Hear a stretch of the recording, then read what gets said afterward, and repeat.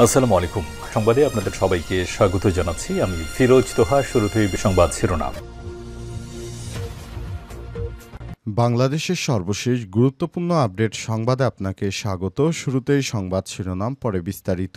প্রথমে জানাবো, নরসিংদীতে শীর্ষ সন্ত্রাসী গ্রেপ্তার, অস্ত্র, মাদক এবং গান পাউডার উদ্ধার। নরসিংদী রায়পুরা থেকে পুলিশের তালিকাভুক্ত শীর্ষ সন্ত্রাসী ১৭ মামলার পলাতক আসামি তৈবকে গ্রেপ্তার করেছে জেলা গোয়েন্দা পুলিশ। ডিবির সময় তার দুই সহযোগীকেও আটক করেছে পুলিশ। আজ ডিবির ভারপ্রাপ্ত কর্মকর্তা ওসি আবুল কায়েস আকন্দ গ্রেপ্তারের বিষয়টি নিশ্চিত করেন।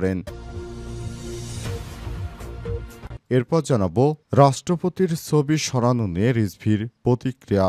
বিদেশে অবস্থিত বাংলাদেশি কনসুলেট দূতাবাস অফিস থেকে রাষ্ট্রপতি শাহাবুদ্দিন চুপ্পুর ছবি সরানো প্রসঙ্গে প্রতিক্রিয়া জানিয়েছে বিএনপির রুহুল কবির রিজভী জানিয়েছেন, সরকারে একটা নীতি ঘোষণা করেছেন, এটা তাদের ব্যক্তিগত ব্যাপার। এ ব্যাপারে ভালো কিংবা মন্দ আমরা এখনো বুঝতে পারছি না। এদিকে বিএনপির প্রতিষ্ঠাবার্ষিকী উদযাপন উপলক্ষে কমিটি গঠন। বিএনপির ৪৭তম প্রতিষ্ঠাবার্ষিকী উদযাপন উপলক্ষে ১৬ সদস্য বিশিষ্ট জাতীয় উদযাপন কমিটি গঠন করা হয়েছে। কমিটির আহ্বায়ক হয়েছে বিএনপির স্থায়ী কমিটির সদস্য নজরুল ইসলাম খান এবং সদস্য সচিব হয়েছেন দলের সিনিয়র যুগ্ম মহাসচিব অ্যাডভোকেট রুহুল কবির রিজভী। এদিকে ডাকসু নির্বাচন ঘিরে গুপ্ত সংগঠন মব উস্কে দিচ্ছে অভিযোগ ঢাবি ছাত্রদলের। ঢাকা বিশ্ববিদ্যালয় ছাত্র সংসদ নির্বাচন ডাকসু ঘিরে একটি গুপ্ত সংগঠন ছাত্রলীগের সঙ্গে মিলে মব উস্কে দিচ্ছে বলে অভিযোগ করেছে বিএনপির ছাত্রদলের নেতৃত্ববৃন্দ।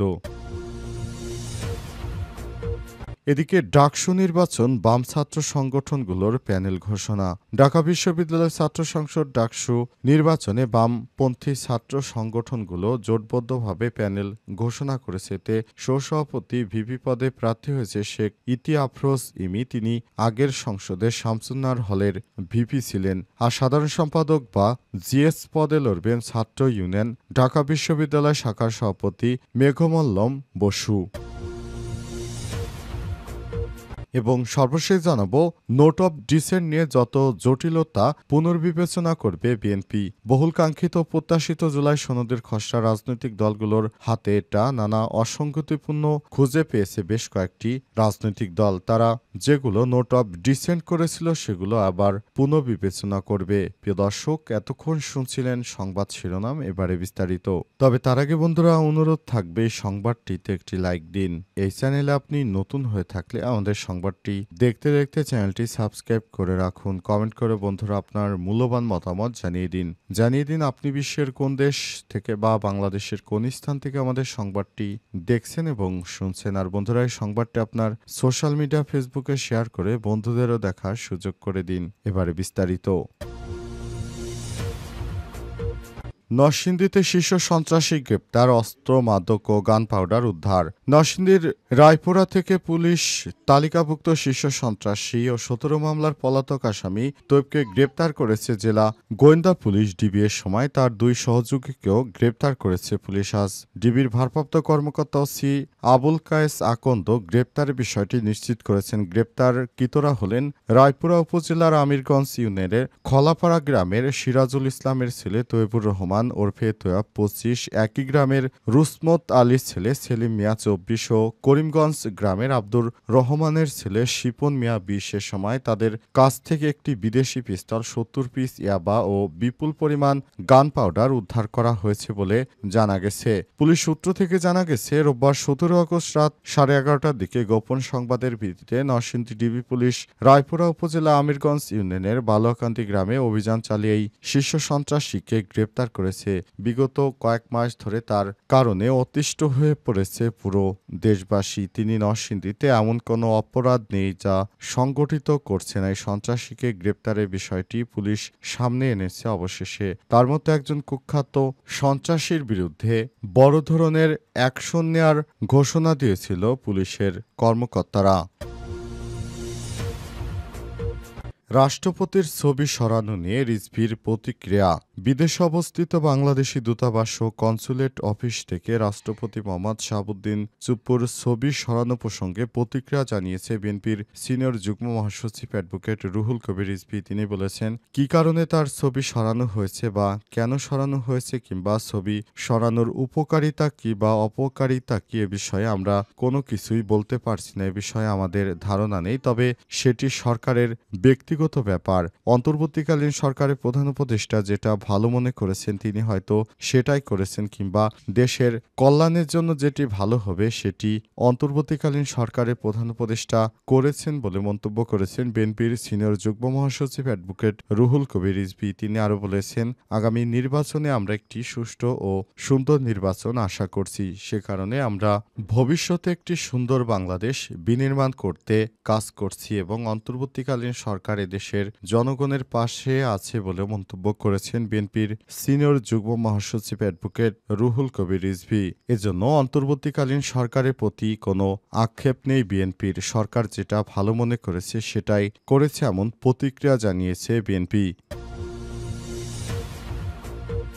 বিএনপির প্রতিষ্ঠাবার্ষিকী উদযাপন উপলক্ষে কমিটি গঠন। বিএনপির ৪৭তম প্রতিষ্ঠাবার্ষিকী উদযাপন উপলক্ষে ১৬ সদস্য বিশিষ্ট জাতীয় উদযাপন কমিটি গঠন করা হয়েছে। কমিটির আহ্বায়ক হয়েছেন বিএনপির স্থায়ী কমিটির সদস্য নজরুল ইসলাম খান এবং সদস্য সচিব করা হয়েছে দলের সিনিয়র যুগ্ম মহাসচিব অ্যাডভোকেট রুহুল কবির রিজভী আহমেদকে।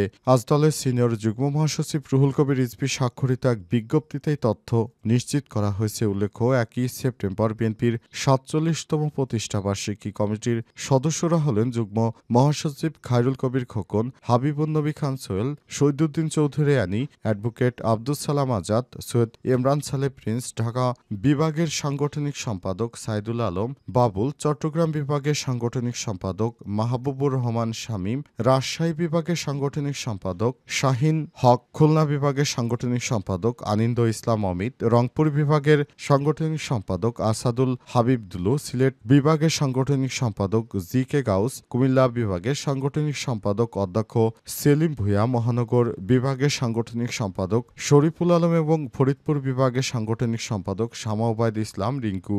তাদেরকে নিয়ে বিএনপি একটি কমিটি গঠন করেছে এবং এই কমিটি অনুযায়ী আগামীতে একটি সুন্দর অনুষ্ঠান উপহার দিতে চায় বিএনপি। তাই বিএনপির পক্ষ থেকে বিষয়টি নিশ্চিত করা হয়েছে। অন্তর্বর্তীকালীন সরকারের প্রধান উপদেষ্টা ক্ষমতা আসার পর বিএনপি বিভিন্নভাবে আগামীতে নির্বাচনে সংখ্যাগরিষ্ঠতা লাভের জন্য চেষ্টা চালিয়ে যাচ্ছে। এর ধারাবাহিকতা একটি সুষ্ঠু প্রতিষ্ঠাবার্ষিকীর অনুষ্ঠান উপহার দিতে চায় বিএনপি।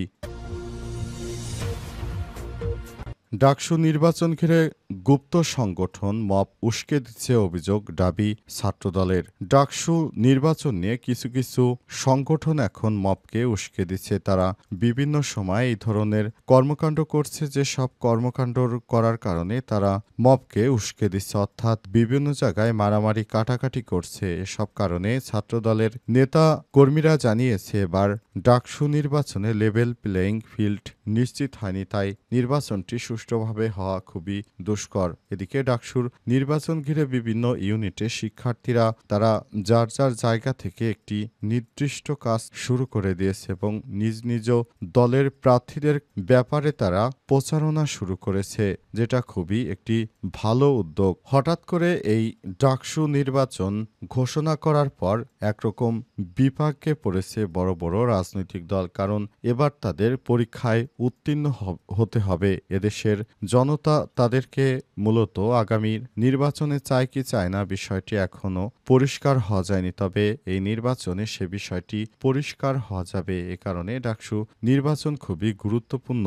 এবারের নির্বাচনে যে দল সংখ্যাগরিষ্ঠতা পাবে আশা করা যায় তারা আগামীর বাংলাদেশে নেতৃত্ব দেবে। সুতরাং এই নেতৃত্ব দেওয়ার জায়গাটিকে এমনভাবে দেখা হচ্ছে যেন আগামীর বাংলাদেশ এভাবেই গড়া যায় এবং এজন্য সমস্ত রাজনৈতিক দলগুলো যার যার নিজ নিজ জায়গা থেকে তারা কাজ করছে।